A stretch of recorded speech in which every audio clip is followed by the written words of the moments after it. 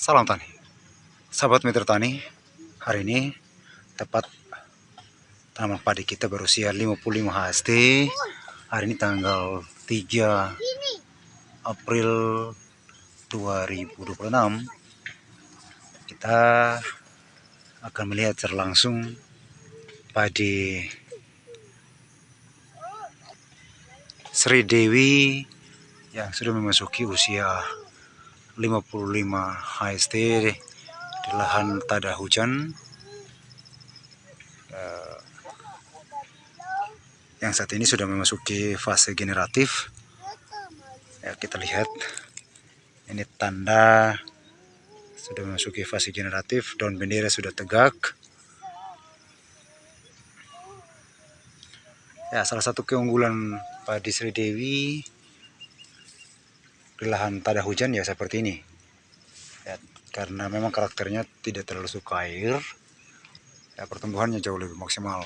Ini pemupukan dengan menggunakan NPK nitrat 2 kali dengan padi jos 1 kali. Ya.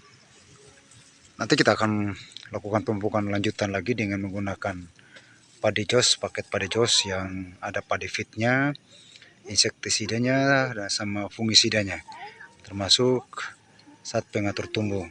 Ini untuk memaksimalkan pertumbuhan secara berimbang, baik dari daun, batang, dan sampai nanti pembuahan, termasuk pencegahan hama. Nah, ya, kita lihat di usia 55 HST ini sudah mulai mengeluarkan bunganya pada beberapa pohon. Lihat ini ya, ini dia, malainya cukup panjang. Nah, ini baru keluar malainya saja sudah di atas 20 cm, ya, sangat maksimal. Jadi kalau pertumbuhan padi kalau maksimal, bebas hama, bebas penyakit, yang jelas kita akan melihat perkembangan generatif yang sangat luar biasa. Ya, seperti ini. Ini tanpa pupuk dasar, baik Ponska atau NPK yang lainnya atau pupuk kandang. Ya, karena memang lahan di sini cukup subur, hanya karena pemberian pupuk lanjutan yang tepat waktu, hasilnya seperti ini. Kita hanya perlu mewaspadai hawar daun nanti, ya, yang salah satu gejalanya seperti itu di sana. Ya, ini karena pengolahan lahan di area sini yang kurang maksimal. Ya, ini salah satu yang kita waspadai nanti, hawar daun ini, ya, plasmira yang nanti kita harus segera atasi secepatnya. Karena itu pemberian pupuk secara berimbang, ya, kita kurangi nanti nitrogennya supaya tetap pertumbuhannya prima. Ya, yang memang biasanya pada fase generatif pada umumnya petani selalu menggunakan pupuk tunggal seperti KCL, tapi saya sarankan penggunaan pupuk secara berimbang, baik mikro maupun makro. Harus pemeliharaan pada fase generatif ini, sahabat mitra tani, saya sarankan jangan menggunakan pupuk tunggal. Nah, biasanya ketika tanaman padi kita memasuki usia seperti ini, kita beri KCL atau pupuk yang mengandung banyak P dan K, setidak-tidaknya KCL ataupun MKP.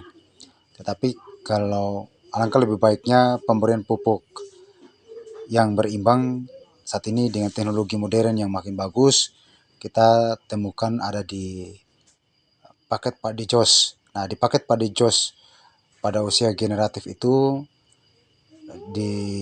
sudah dirangkai yang memiliki rasio N-nya lebih kecil, ada unsur P-nya yang cukup besar, dan K-nya juga yang cukup besar. Jadi ada perimbangan N, P, dan K.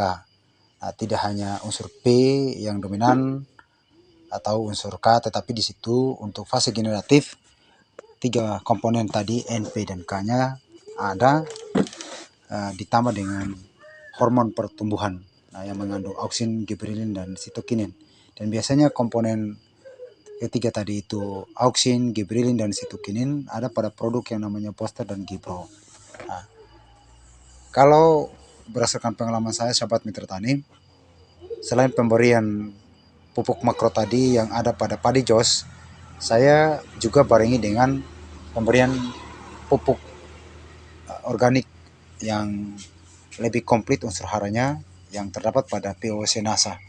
Nah, ini tentu tanaman padi kita akan jauh lebih sehat, jauh lebih berkualitas, dan tentu tanah kita juga semakin lestari. Jadi dengan demikian, untuk supaya semua berimbang, baik dari segi tanaman, tanah, maupun kesehatan, maka saya sarankan metode pemupukan tadi itu sahabat mitra tani lakukan.